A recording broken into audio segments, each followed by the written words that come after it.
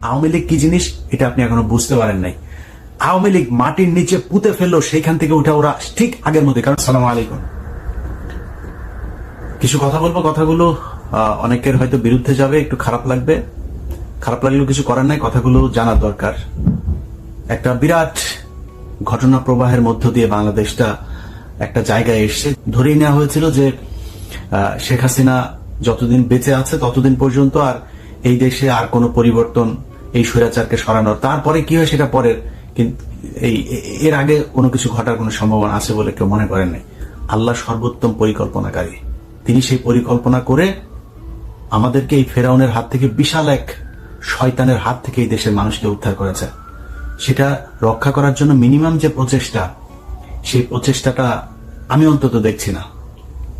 যদি গতকালকের আমি আমার ইউটিউব চ্যানেলে 2টা পার্ট দিয়েছি, দেশের ভেতরে বসা তারা এরকম ফেসবুকে গ্রুপ খুলে খুলে তারপরে এই ইয়ের বিরুদ্ধে কাজ করছে, সরকারের বিরুদ্ধে কাজ করছে। শেখ হাসিনা সব শেষ যেটা দিল সেটা মনে নাই? কি বলেছে? কত বড় মাপের একটা চাউরা খুনি, একটা মানে একটা চরম অসভ্য হইলে কোন ধরনের তার ভেতরে অনুশোচনা বলে কোনো কিছু নাই। এখনো সে আসবে, সে আসে আবার ক্ষমতা নিবে, আবার মানুষের উপরে টর্চার করবে, আবার এগুলোর প্রতিশোধ নিবে। এইটাই তাড়িয়ে এত বড় সাইকোপ্যাথ। ইন্ডিয়ায় গিয়েছে, ওর তো ফেন্সিডিল খাওয়ার নেশা আছে। এটা তো বিভিন্ন সময় এই যে মতিউর রহমান রেন্টু থেকে শুরু করে অনেকেই কথা বলেছেন, এটা কিন্তু ফালতু কথা না। এই ফেন্সিডিল খোর এখন ইন্ডিয়াতে যায় তো ফেন্সিডিলের পুরা কারখানার ভেতরে যে বসছে, ওইখানে ফেন্সিডিল খায় খা, তারপরে এই মাতলামো করে 2 দিন পর পর মানুষের সাথে কথা বলে। এই 3-4 দিন আগে একই এর মধ্যে তার অফিসের দারোয়ানের সাথে, পিয়নের সাথে কথা বলছে। পিয়ন আবার তার জানাচ্ছে যে কারা নাকি আওয়ামী লীগের কেন্দ্রীয় কার্যালয়ে হেগে থুয়ে যায়। হাসিনার মুখে হেগে থুয়ে যাবে, হেগে গেলে তুই কি করবি? হেগে যায়, সেটা তার কাছে বিচার দিচ্ছে। হ্যাঁ, সে আবার এটা শুনছে, সেই ফোন রেকর্ডও বের হয়েছে। তো এই যে অসভ্য মহিলার মিনিমাম কোন ধরনের তার ভেতরে যে অনুশোচনা নাই, আপনি তারা মাফ করেন কেমনে? আপনি তার ব্যাপারে, তারা তো আগে থেকে বলি ভাই, কয়দিন আগে একটা কথা বলেছি, বলার পর অনেকেই বলেছেন যে ইলিয়াস ভাই এভাবে কথা বলো না, এভাবে বললে মানুষের ভেতরে ভয় তৈরি হবে। আপনার ঘরের এক কোনায় আগুন ধরেছে, এখন আরেক কোনায় লোক ঘুমাচ্ছে, আপনি তারা আগুনের কথা বললে ভয়ে ঘুম ভাঙা যাবে, এই জন্য আপনি বলবেন না, শুয়ে থাকবেন আগুন দেখে? বলতে হবে তো, না বললে কি করবেন? কোনো অ্যাকশন নাই তো। কথাগুলো বলতে হবে। সব তাদের যত ক্ষোভ সব জামাত আর শিবিরের উপরে। আর নতুন করে আরেকটা হিজবুত তাহরির তারা বলছে।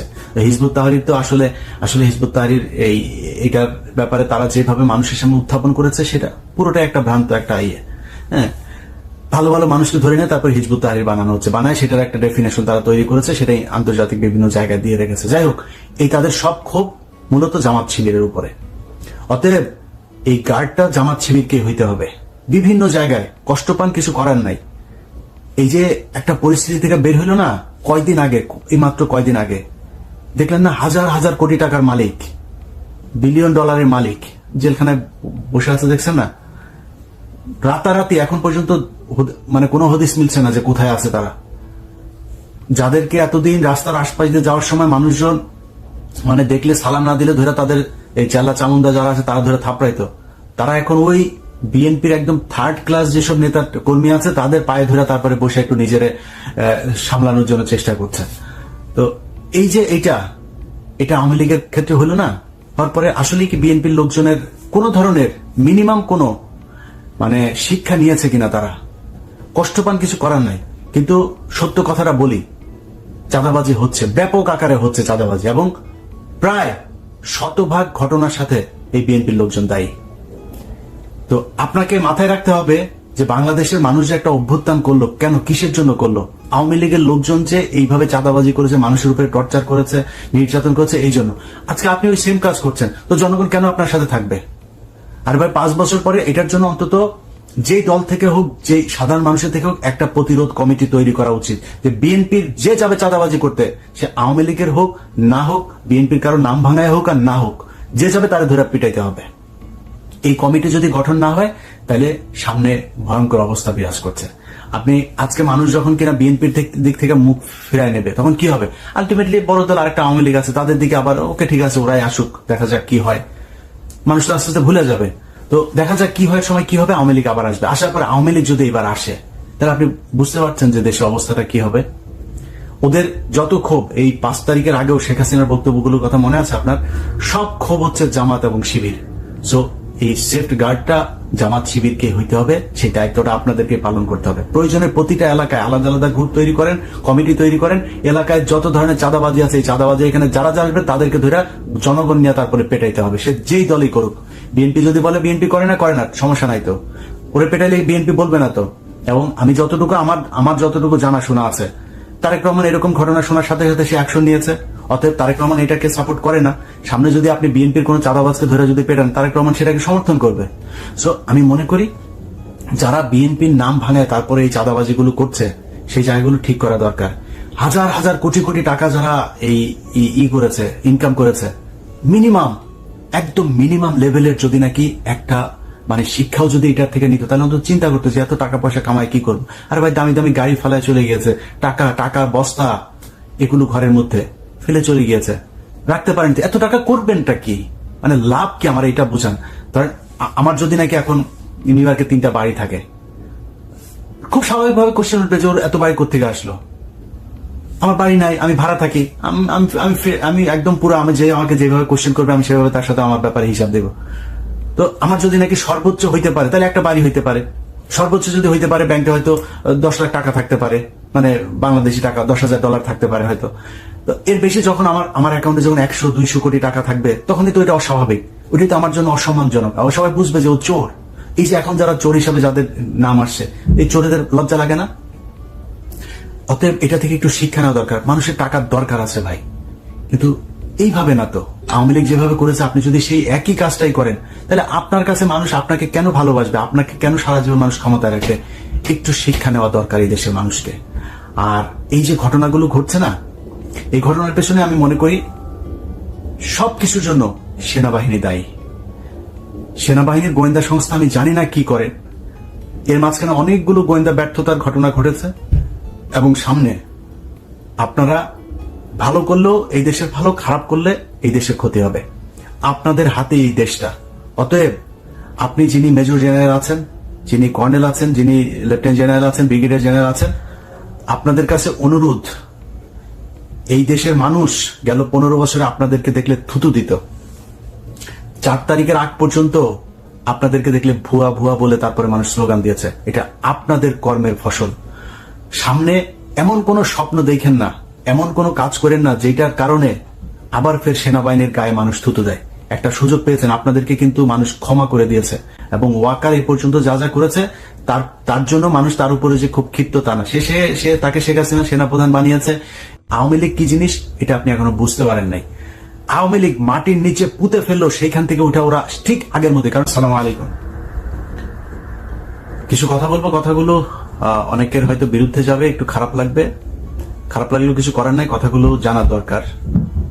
একটা বিরাট ঘটনা প্রবাহের মধ্য দিয়ে বাংলাদেশটা একটা জায়গায় এসছে। ধরেই নেওয়া হয়েছিল যে শেখ হাসিনা যতদিন বেঁচে আছে ততদিন পর্যন্ত আর এই দেশে আর কোনো পরিবর্তন, এই স্বৈরাচারকে সরানোর, তারপরে কি হয় সেটা পরের। কিন্তু এর আগে কোনো কিছু ঘটার কোনো সম্ভাবনা আছে বলে কেউ মনে করেন নাই।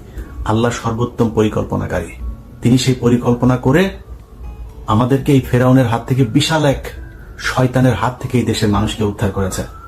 সেটা রক্ষা করার জন্য মিনিমাম যে প্রচেষ্টা, সেই প্রচেষ্টাটা আমি অন্তত দেখছি না। যদি গতকালকের আমি আমার ইউটিউব চ্যানেলে 2টা পার্ট দিয়েছি, দেশের ভেতরে বসা তারা এরকম ফেসবুকে গ্রুপ খুলে খুলে তারপরে এই ইয়ের বিরুদ্ধে কাজ করছে, সরকারের বিরুদ্ধে কাজ করছে। শেখ হাসিনা সবশেষ যেটা দিল সেটা মনে নাই? কি বলেছে? কত বড় মাপের একটা চাউরা খুনি, একটা মানে একটা চরম অসভ্য হইলে কোন ধরনের তার ভেতরে অনুশোচনা বলে কোনো কিছু নাই। এখনো সে আসবে, সে আসে আবার ক্ষমতা নিবে, আবার মানুষের উপরে টর্চার করবে, আবার এগুলোর প্রতিশোধ নিবে। এইটাই তাড়িয়ে এত বড় সাইকোপ্যাথ। ইন্ডিয়ায় গিয়েছে, ওর তো ফেন্সিডিল খাওয়ার নেশা আছে। এটা তো বিভিন্ন সময় এই যে মতিউর রহমান রেন্টু থেকে শুরু করে অনেকেই কথা বলেছেন, এটা কিন্তু ফালতু কথা না। এই ফেন্সিডিল খোর এখন ইন্ডিয়াতে যায় তো ফেন্সিডিলের পুরা কারখানার ভেতরে যে বসছে, ওইখানে ফেন্সিডিল খায় তারপরে এই মাতলামো করে, 2 দিন পর পর মানুষের সাথে কথা বলে। এই 3-4 দিন আগে একই এর মধ্যে তার অফিসের দারোয়ানের সাথে, পিয়নের সাথে কথা বলছে। পিয়ন আবার তার জানাচ্ছে যে কারা নাকি আওয়ামী লীগের কেন্দ্রীয় কার্যালয়ে হেগে থুয়ে যায়। হাসিনার মুখে হেগে থুয়ে যাবে, হেগে গেলে তুই কি করবি? হেগে যায়, সেটা তার কাছে বিচার দিচ্ছে। হ্যাঁ, সে আবার এটা শুনছে, সেই ফোন রেকর্ডও বের হয়েছে। তো এই যে অসভ্য মহিলার মিনিমাম কোনো ধরনের তার ভেতরে যে অনুশোচনা নাই, আপনি তারা মাফ করেন কেমনে? আপনি তার ব্যাপারে, তারা তো আগে থেকে বলি ভাই, কয়দিন আগে একটা কথা বলেছি, বলার পর অনেকেই বলেছেন যে ইলিয়াস ভাই এইভাবে কথা বলো না, এইভাবে বললে মানুষের ভেতরে ভয় তৈরি হবে। আপনার ঘরের এক কোনায় আগুন ধরেছে, এখন আরেক কোনায় লোক ঘুমাচ্ছে, আপনি তারা আগুনের কথা বললে ভয়ে ঘুম ভাঙা যাবে, এই জন্য আপনি বলবেন না, শুয়ে থাকবেন আগুন দেখে? বলতে হবে তো, না বললে কি করবেন? কোনো অ্যাকশন নাই তো। কথাগুলো বলতে হবে। সব তাদের যত ক্ষোভ সব জামাত আর শিবিরের উপরে, আর নতুন করে আরেকটা হিজবুত তাহরির তারা বলছে। হিজবুত তাহরির তো আসলে হিজবুত তাহরির এইটার ব্যাপারে তারা যেভাবে মানুষের সামনে উত্থাপন করেছে সেটা পুরোটা একটা ভ্রান্ত একটা হ্যাঁ, ভালো ভালো মানুষকে ধরে নিয়ে তারপর হিজবুত তাহরির বানানো হচ্ছে, বানায় সেটার একটা ডেফিনেশন তারা তৈরি করেছে, সেটাই আন্তর্জাতিক বিভিন্ন জায়গায় দিয়ে রেখেছে। যাই হোক, এই তাদের সব ক্ষোভ মূলত জামাত শিবিরের উপরে। অতএব এই গার্ডটা জামাত শিবিরকে হইতে হবে। বিভিন্ন জায়গায় কষ্ট পান, কিছু করার নাই। এই যে একটা পরিস্থিতি থেকে বের হইল না কয়দিন আগে, এই মাত্র কয়দিন আগে দেখলেন না, হাজার হাজার কোটি টাকার মালিক, বিলিয়ন ডলারের মালিক জেলখানায় বসে আছে, দেখছেন না? রাতারাতি এখন পর্যন্ত মানে কোনো হদিস মিলছে না যে কোথায় আছে তারা, যাদেরকে। তো আজকে এই পর্যন্তই, কিন্তু প্রশ্নগুলো এখানেই শেষ নয়। এই দেশ, এই রাজনীতি, এটা আমাদের সবার। আপনি, আমি, আমরা সবাই মিলে গড়ে তুলব সচেতনতার একটা মঞ্চ। আপনার ভাবনা, আপনার চিন্তা এবং আপনার মতামত আমাদের দরকার। তাই কমেন্টে লিখে জানান এই মুহূর্তে আপনি কি ভাবছেন এবং আপনি কোন দিকে তাকাচ্ছেন। রিপাবলিক অ্যান্ড পলিটিক্স কেবল খবর বা বক্তব্যের জায়গা নয়, এটা এক একটা ভিন্ন মতের প্ল্যাটফর্ম। এখানে প্রশ্ন করার সাহস আছে, সত্যের পেছনে ছুটে চলার স্পর্ধা আছে।